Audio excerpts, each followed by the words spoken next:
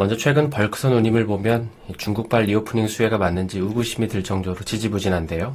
이런 상황에서 이제 최근 실적 발표를 한 스타벌크는 1분기에도 이익을 낼 것으로 예상을 하고 있습니다. 보통 이제 1분기에는 비수기임에도 불구하고 이런 얘기를 한 건데요. 이제 그 이유는 바로 선속을 느리게 운항하려고 하기 때문이죠. 일반적으로 선속이 느려지면 이 연료의 사용량이 줄어들기 때문에 그러면 이에 대한 비용 지출이 줄어들 거고 결국 마이너스 되는 부분이 크지 않을 거라고 보는 건데요. 그래서 이제 실제로 이 기사를 보면 이 선속을 2노트만 줄여도 연료 비용이 절반 정도로 줄어들 거라고 합니다. 그래서 이제 이 차트를 보면 15년 된 케이프 사이즈 중고선가와 1년 정기 용선율을 비교한 차트인데요. 여기 파란색이 이제 중고선가이고요. 빨간색이 정기 용선율입니다. 그동안 추이를 보면 이제 거의 높은 비율로 이제 싱크로율을 보였지만 최근에는 이제 디커플링이 눈에 띄고 있는데요. 이걸 좀 더 해석해 보면 이 선가가 운임보다 비정상적으로 높은 상태인 거죠. 그렇다면 이 선주들 입장에서는 이 선박을 운항하는 대신에 이 중고선 거래나 폐선을 택할 메리트가 높아지는 것입니다. 그리고 이건 또 아무래도 이제 최근 철광석 가격 상승과도 연관이 있는 만큼 이 당분간 발주가 안 나온다면 결국 벌크선도 이 탱커처럼 공급 부족 현상을 따라가지 않을까 싶습니다. 다음으로 살펴볼 소식은 최근 이슈가 되고 있는 이 한화의 HSD 엔진 인수권에 대해서 좀 살펴보겠습니다. 행간에는 HSD 엔진 쪽이 이제 적극적으로 한화에다가 인수 타진을 원했다는 이제 그런 얘기도 있었는데 인수권에 대해서 시장의 반응이 어떤지 좀 살펴보겠습니다.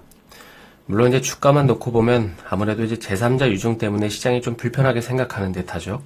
그리고 이제 이 부분 때문에 좀 안 좋게 보시는 분들도 꽤나 계시는데요. 작년에 이제 유증을 통해서 운전자금을 수혈했는데 뜬금없이 에어인천을 인수하면서 당황하게 했잖아요. 당시 이제 돈이 없어서 유증했던 기업이 몇 달 만에 또 다른 회사에 투자하기 위해서 유증을 하는 게 말이 되냐는 것입니다. 아무튼 이제 이 도표를 보면 만약 그 HSD 엔진이 이제 인수권이 진행이 되면 하나임팩트는 지분의 총 33%를 인수를 하게 되고요.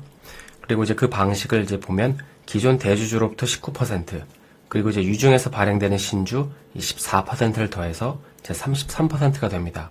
따라서 이제 앞으로는 그 HSD 엔진의 새로운 대주주는 인하전공에서 하나임팩트로 바뀌는 것이죠. 그리고 인하전공은 잔존지분 희석 이후 10%대로 지분이 줄어들면서 2대 주주가 됩니다.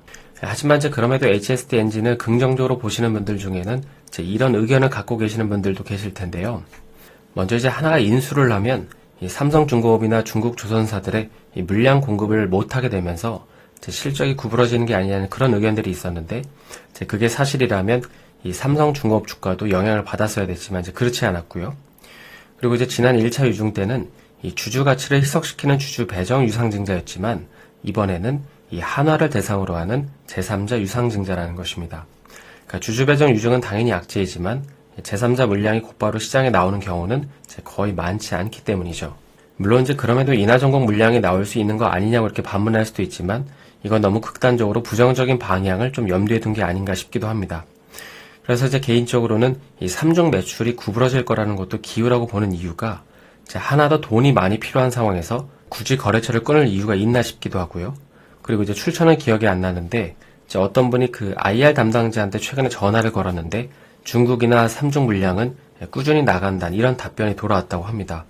그래서 이제 펀더멘털적인 부분에서는 좀 크게 우려할 만한 부분은 없지 않나 싶습니다. 오늘은 최근 벌크선과 관련해서 중국에서 어떤 일이 벌어지고 있는지, 그리고 탱커에 투자하시거나 이 탱커 발주에 관심이 많으신 분들이 참고할 만한 점들을 좀 살펴보겠습니다. 그 전에 먼저 멤버십에 가입하시면 이러한 자료를 실시간으로 받아보실 수 있는데요. 블룸버그나 이제 트레이드윈즈만 하더라도 이 멤버십 비용을 크게 상회하는 만큼 이 조선해운업에 투자하시는 분들이라면 이 유료 서비스 비용보다 훨씬 더 저렴하기 때문에 많은 관심을 부탁드립니다. 오늘 이제 전체적으로 조선해운 주가가 좋았지만 특히 이제 최근 중국에서 이 철광과 굴삭기 섹터의 강세가 두드러지고 있죠. 특히 이제 중국의 부동산 관련주들이 꽤나 좋은 흐름을 보였는데 그 이유는 어제 이제 부동산 개발업자들이 이 부동산 사모펀드를 시범적으로 시행했다는 소식 때문이었습니다.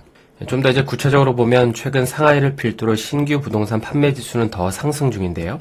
이번 달 역시 이 강력한 판매를 보일 거라는 게 최근 시장 분위기에서 이제 감지가 될 수 있는 것이죠. 물론 이제 그럼에도 불구하고 보시는 것처럼 이제 최근 이 케이프 사이즈 운임은 계속 지지부진한 상태인데 그런데 이제 오늘 블룸버그에서 인도가 이제 올여름 정전 방지를 위한 비상 규칙을 발동했다는 기사가 나왔습니다. 특히 이제 석탄 발전소를 최대 용량으로 가동하는 비상사태를 발동했는데요.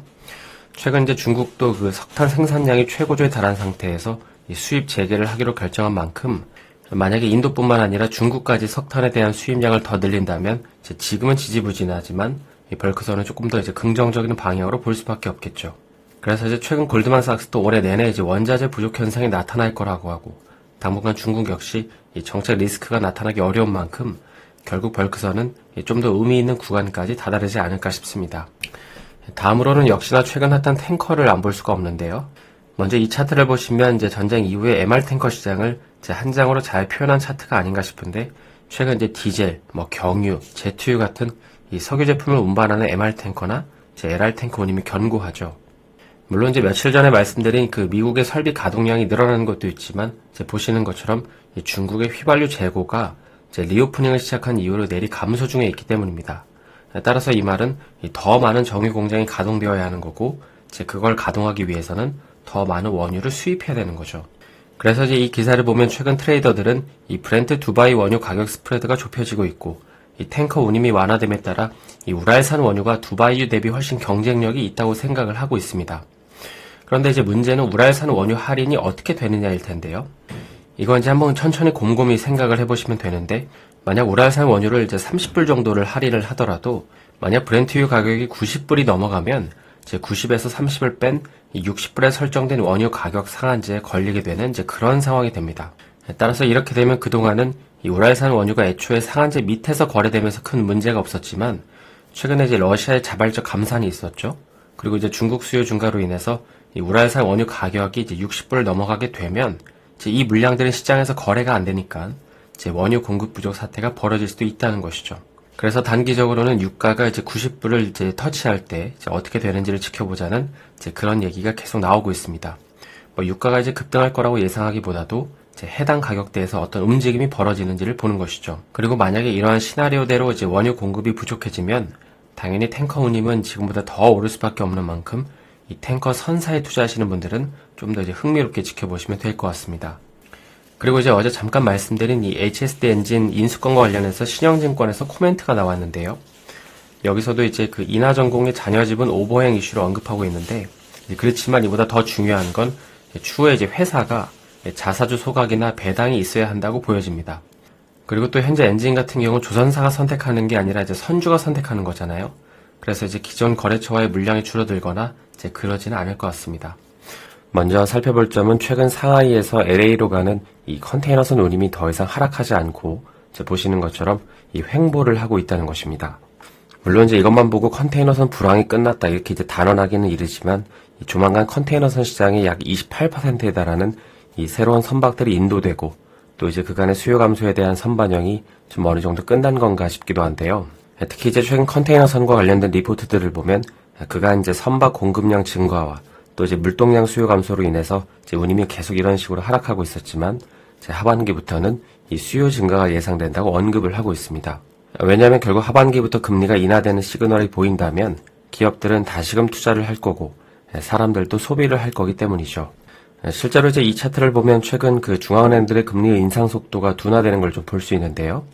우리가 금리가 어떻게 될지 정확히 맞춘다기보다도 금리가 하락하는 시점부터는 이제 여러 가지 수요가 개선된다고 봤을 때 금리 인하 시그널이 결국 이 컨테이너선 시장까지 영향을 미친다고 볼 수 있는 것입니다.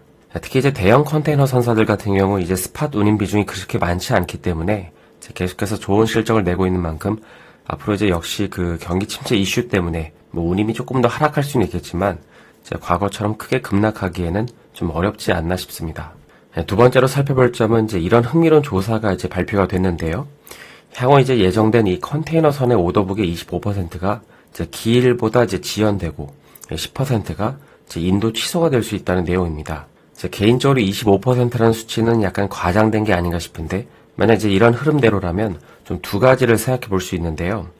먼저 첫 번째는 이제 LNG와 컨테이너선 수주 비중이 많은 국내 조선사들의 실적에는 이제 그다지 좋은 소식은 아니라는 점입니다. 선박 건조가 지연되는 그 이유를 좀 봐야겠지만 어찌됐든 매출 인식이 늦어지는 건 이제 그다지 좋은 소식이 아니라는 거죠. 그리고 이제 두 번째로는 몇 달 전에도 그런 기사가 나왔지만 만약에 이제 취소가 되면 이제 그만큼 비게 되는 도크를 다른 선종 수주를 기대해 볼 수 있다는 것입니다. 특히 이제 그게 탱커이면 더더욱 좋겠죠. 그래서 아무튼 이제 이 내용은 뭐 앞으로 이제 이렇게 될 거라기보다도 이제 여러 가지 시나리오 중에 하나니까 이제 참고만 하시면 될 것 같습니다. 마지막으로는 역시나 이제 최근 핫한 벌크선 얘기를 좀 해야 될 것 같은데요. 작년 이제 11월부터 드라이버크 시장을 움직이는 요인을 보면 먼저 첫 번째는 코로나 제한 완화, 두 번째는 부동산 규제 완화, 세 번째는 이제 호주산 석탄 수입 금지 해제죠. 아마 이제 드라이버크 시장에 투자하시는 분들은 이 세 가지 이슈를 놓고 관련된 이슈들을 좀 찾아보고 계셨을 텐데요. 그리고 이제 특히 이 시장에 집중하고 있는 이 부동산 같은 경우에는 뭐 현재는 이제 보시는 것처럼 지지부진하지만 이제 다음 분기부터는 이제 반등을 할 것으로 보고 있습니다. 이제 그렇게 생각하는 한 가지 이유는 지난 1월 중국 부동산 가격이 이제 17개월 연속 하락세를 멈추고 이제 횡보를 하고 있기 때문입니다. 그러니까 바닥을 이제 터치한 게 아니냐는 거죠. 최근 중국은 이제 부동산과 관련해서 신용을 더 많이 이용할 수 있게 마련을 하고 있고요. 모기지 금리 역시 이제 사상 최저 수준인데 그러니까 낮은 금리로 더 많이 신용이 가능해지면 주택을 구입하기에는 이제 좋은 환경이 되는 셈이죠. 뿐만 아니라 이제 이 차트는 예전에도 한번 보여드린 적이 있는데요. 여기 이제 오른쪽 차트를 보시면 이제 BDI 지수랑 중국 굴삭기 판매 지표를 이제 비교해 놓은 차트입니다. 최근에 이제 이 빨간색, 그러니까 굴삭기 판매 지표가 상승하는 이유는 건설사들이 수요가 늘어나는 걸 대비해서 이제 활동을 늘리는 거잖아요. 그래서 이제 이에 대한 철광석 수요가 이제 늘어난다고 생각하는 것이죠. 그래서 이제 벌크선에 투자하시는 분들은 이제 앞서 말씀드린 것처럼 뭐 코로나, 부동산 규제 완화, 그리고 이제 호주산 석탄 수입 금지 이슈를 중심축에 놓고 이제 계속해서 나오는 관련 이슈들을 좀 살펴보시면 될 것 같습니다. 오늘은 블룸버그에서 나온 기사 한 가지와 탱커 빅사이클 논리에 대해서 좀 살펴보려고 하는데요. 먼저 이제 블룸버그에서 이런 기사가 나왔는데 제목은 이 해운 시장이 또 다른 붐을 맞이할 거라는 것입니다.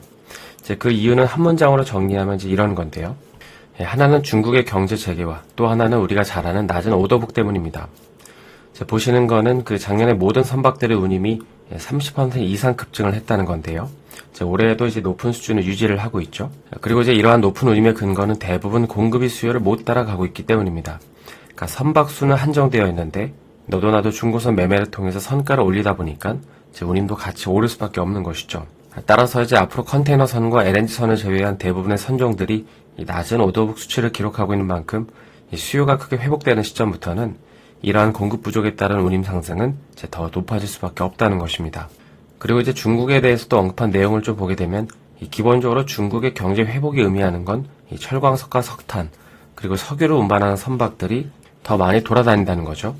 그리고 이제 이렇게 해서 만든 상품들은 결국에 이제 지금 지지부진한 컨테이너선 시장을 이제 다시 끌어올릴 것이라는 점입니다. 뿐만 아니라 이 가운데서 우리가 잘 아는 것처럼 이 러시아 우크라이나 전쟁으로 인해서 최소 수백에서 수천 마일을 더 멀리 보내야 되는 만큼 이제 톤마일 또 이제 톤데이는 더 늘어나면서 이게 결국 해운 시장의 빅사이클을 갖고 온다는 것이죠. 이제 다음으로 살펴볼 점은 조선해운업을 좀 더 특정해서 이제 탱커 빅사이클을 주장하는 사람들의 논리를 좀 볼 건데요. 이제 탱커에 투자하시는 분들이라면 잘 아시겠지만 보통 이제 탱커 운임이 결정되는 노선 중에 하나는 이제 TC1 그러니까 여기 이제 중동에서 일본까지의 항로입니다.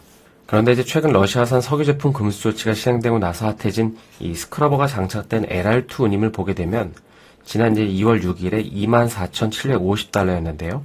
이게 이제 2월 21일 기준으로 69,000달러까지 크게 늘어났습니다. 그래서 이제 이 차트를 보시면 2015년과 2022년 이후를 제외하고는 이제 LR2 그러니까 검정색 운임이 10,000에서 2만 달러이라는 걸 감안하면 엄청나게 강한 운임 상승이 나타났던 것입니다. 그럼 이제 현재 탱커 선사들은 이렇게 번 돈을 다 어디다가 쓰고 있을까요? 작년부터 탱커 선사들은 아쉽게도 선박 발주를 하기보다도 이제 이러한 강한 운임을 필두로 빠르게 부채 상환을 하고 있죠. 그러다 보니까 선사들의 수익성이 개선되고 있고 만약에 이제 추후에도 현재와 같은 탱커 항로가 고정된다면 앞으로 탱커 선사들의 수익성은 더 늘어날 수밖에 없다는 것입니다. 왜냐하면 이제 보시는 것처럼 현재는 그 전쟁으로 인해 비효율적인 운항 노선이 형성되고 있기 때문이죠. 그리고 이제 이게 그 탱커 선사들의 빅사이클을 기다리는 이 탱커 강세론자들의 근거 중에 하나이기도 합니다. 실제로 이제 클락스는 피시탱커 운항 노선이 2020년 전에는 3,000마일 미만이었지만 이제 올해는 3,500마일 이상으로 그러니까 한 6분의 1 이상이 증가할 것으로 예상한다고 밝혔는데 따라서 이제 탱커, 특히 이제 피시탱커에 투자하시는 분들은 종전이 되지 않는 한 좀 이러한 랠리가 계속 진행될 거라고 보시면 될 것 같습니다. 저는 월요일에 다시 인사드리고요. 오늘 영상이 도움이 되셨다면 좋아요와 구독 부탁드립니다.